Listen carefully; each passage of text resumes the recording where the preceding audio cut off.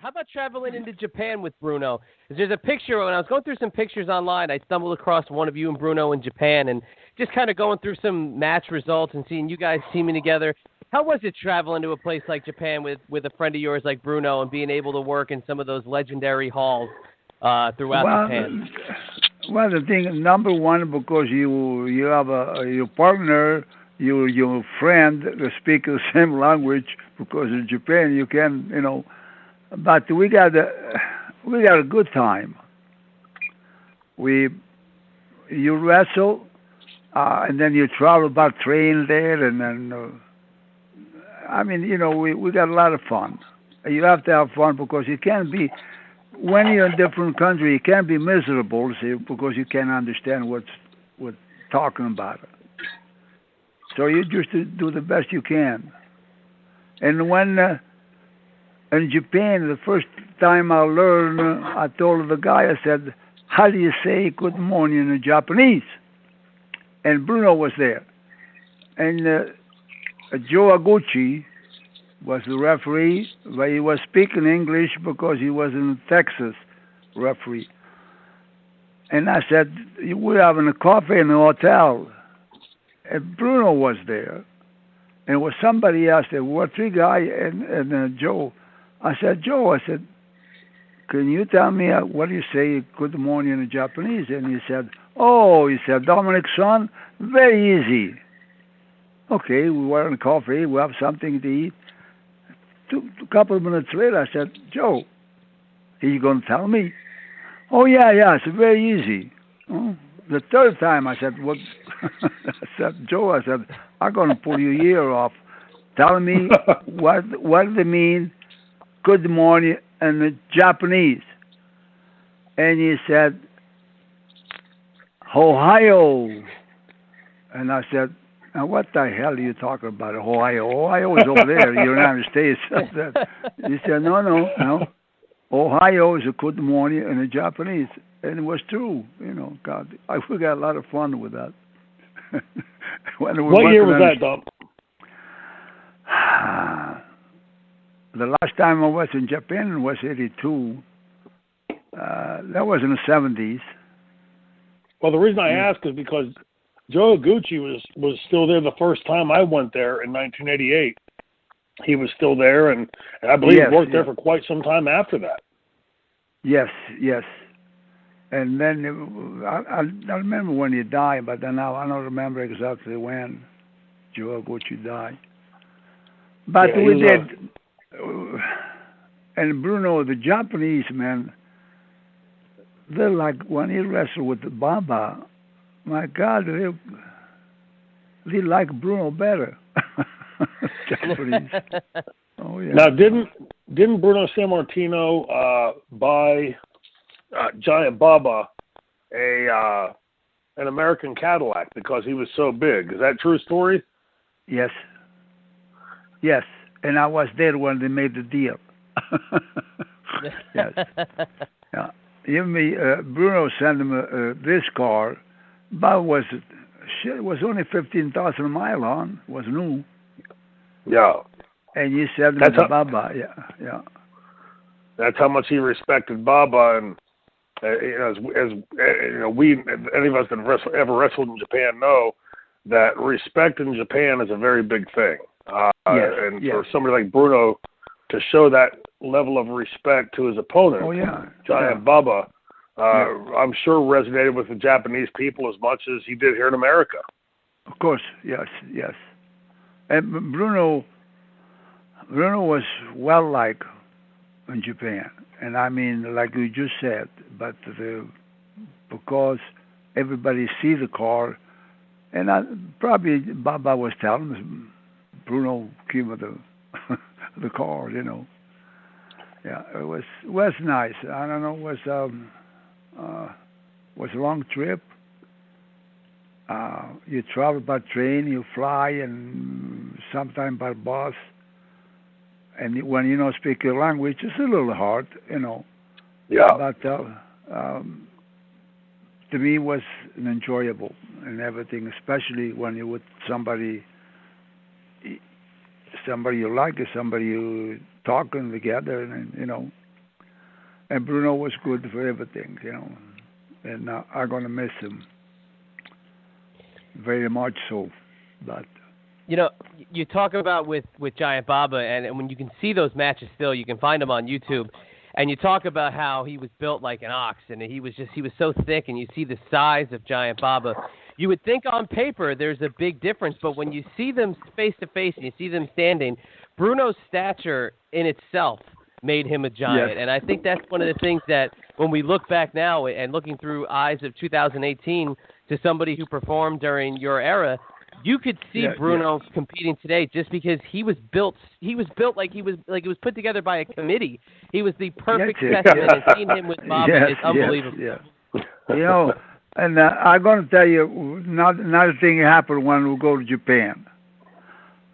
Me and Bruno, we came in San Francisco, and then we flew to Hawaii, and we were going to Japan. And Bruno said, we stay one night. We want to stay one night in Hawaii. And we go to the beach. And Bruno said, okay, we get up early, we go to the beach, blah, blah. The next morning we were leaving. He said, I'm going to go swim over there on that side. It was like a wall there with the step from one side, you go to the other side. And I said, okay, you go over there, I stay with the old people over here because I couldn't swim good. So anyway, Bruno go up the step, and there was a moss on the steps on the other side, and he felt, it was by each step, and it felt all the way down. Then when he come back, he was not happy. He got hurt. He got hurt, you know, and so he come under the bridge there. He didn't go over the step this time. He walked, he swim on the other side. He came in where I was, and I said, "What happened to you?" He said, "I fall down over there." And he said, then Bruno said to me, he said, "If I was by myself now, I go back home." And I said, "Come on," I said. We were in Hawaii, almost in Japan. He said, "My back hurt and blah, blah." I said, "But," he said, "I'm going to call Joe Aguchi and tell him what happened, and I'll go home." I said, "Nah, I don't think you're going to do that. You're not going to make the people happy there. I'm going to massage you over there when I arrived over there." I said, "Tonight they're going to massage you in the room, blah, blah." He said, "Oh, yeah, oh, sure." But I did. I put some oil in my massage. The next morning was a little better. But when he go to Japan, and he told the guy, Baba, what happened, fall down, and Baba said, "Oh my God, you fall down the stairs." He said, "Yeah." He said, "Yes." I don't know. I think it was a good days on that time. But anyway, it seemed like you were always there for him, though. I'm sorry to cut you off, Dominic, but it always seemed like you were there in a pinch when he needed him, and obviously that's the perfect sign of a good friend. Is you're always there, whether it's putting the ice on his back or you're there when he's falling down in Hawaii. It was that camaraderie. Now, are there times where Bruno was there for you in the same kind of need? Because you guys seem like you had such a great bond. Where was there times where Bruno had to actually come and help you out as well? Oh yes, you did, yes. But I'm going to tell you another one then. Because we made 6 trips, but in one time I was by myself. It was 7th trip I made. I got in Los Angeles, and because that's where the office was. Troy, you know that. Yeah. And the guy came in to me, and he said, was 6 guys going. Some from Texas. I don't know who the hell it was, but there were 6 guys. And the guy in the office there, he said to me, "Mr. Denucci." I said, "No, my name is Dominic." He said, "Okay, Dominic." He said, I want you to take the suitcase to Baba. Okay. He brought him in at the airport, an airplane. When I was in the plane, he gave me the little suitcase and left. He said, you keep the Baba. Now, when I got in Japan, before I come down the step, another Japanese came in, and they said, I need a suitcase for Baba, a little briefcase. I said, okay. And they don't go through the immigration. And I was watching. He didn't go through the immigration, nothing. He got a little briefcase, left. Because they work a different way. Now, the next day I said to Joe Aguchi, I said, Joe, I don't mean to be nosy. I said, but what was in that suitcase? I just play stupid. he said to me, he said, Dominic, son, for 14 hours, he said, for 14 hours, you were a millionaire. Oh, I said, that's good. Yeah. You had a briefcase full of $1 million. $1 million brought over, yeah. And wow. Now, you know, you in a plane, you have a responsibility to that suitcase, you know. Sometime when I was going to the bathroom, I pushed him under the chair, but you got it's a big responsibility.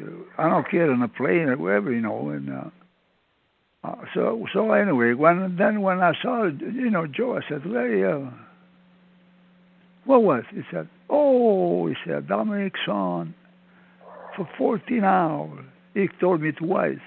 He said it was $1 million. I said, "Oh, good." I said, "Now Baba gonna pay." but the thing after they pay everybody and he pay me, Baba came in and he gave me $500 extra. So I said, "Okay." Then that helped. Well, they must have had a hell of a lot of trust in you to hand you a briefcase of $1 million. Well, that's I told Bruno, because Bruno was not there at that time. I told Bruno, I said, we're 6 men.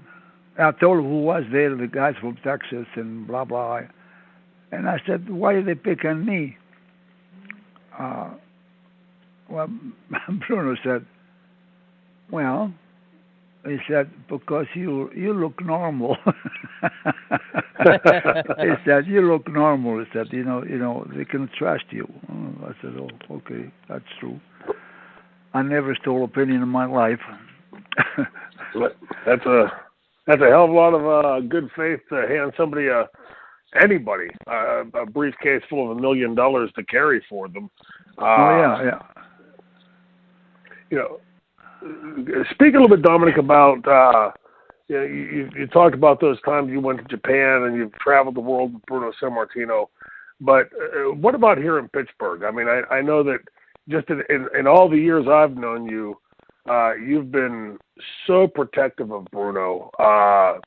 Even like if I would call and say, hey, I need to talk to Bruno about something, that you had a wall up to keep like his privacy and to keep him protected from that. Did you view Bruno like a brother? I mean, what was the connection there other than, I mean, obviously the wrestling, but you guys, I think, were probably better friends outside of wrestling than you were in the business. Well, Troy, because Bruno was honest, okay? Yeah. You have something to tell you, you tell you. One time he said to me, he said, no, do that. That's not too good, you know. And it's true what I was doing, okay?